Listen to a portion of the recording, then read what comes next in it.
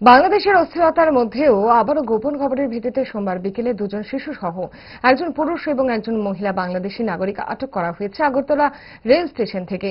তারা অবৈধ উপায়ে বাংলাদেশ থেকে ভারতে প্রবেশ করে এবং তারা ট্রেনে করে বহিরাজ্যে পাড়ি দেওয়ার উদ্দেশ্যে আগরতলা রেল স্টেশনে আসে। Agartala GRPS, Agartala RPF, BSF এবং গোয়েন্দা বিভাগ মিলে এই অভিযান করেন।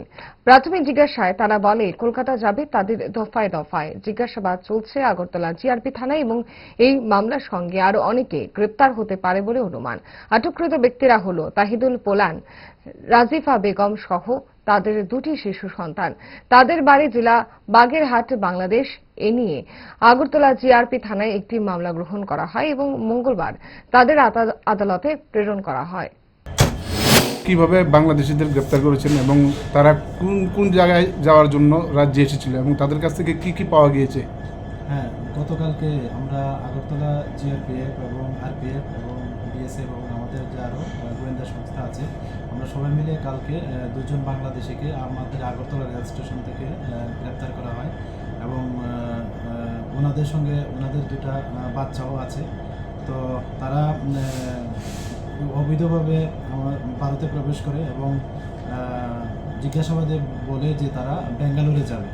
তো এর মধ্যে যিনি তহিদুল পোলান এবং ওনার স্ত্রী রাজিফা বেগম, তহিদুল পোলান বলে যে উনি প্রায় 2018-তে একবার বেঙ্গালুরুতে গিয়েছিল, তো ওইখানেই যাবে, কাজকর্ম করবে এরকম বলছে আর কি।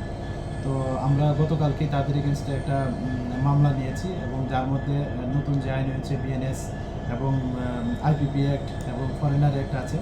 তো আজকে আমরা ওনাদের মামলা আদালতে প্রেরণ করছি এবং ওনাদের কাছ থেকে কিছু ডকুমেন্ট পাওয়া গেছে, কিছু ইন্ডিয়ান ক্যাশ কারেন্সি, তো মোবাইলও পাওয়া গেছে, স্মার্ট মোবাইল ফোন। তো এগুলি আমরা খতিয়ে দেখছি এগুলো এবং এগুলো মানে তাদের আসা যাওয়াতে, অবৈধভাবে আসা যাওয়াতে যারাই ওনাদেরকে হেল্প করেছে, মানে টাউট হিসেবে কাজ করেছে, আমরা অবশ্যই তাদেরকেও আইনের আওতায় আনবো।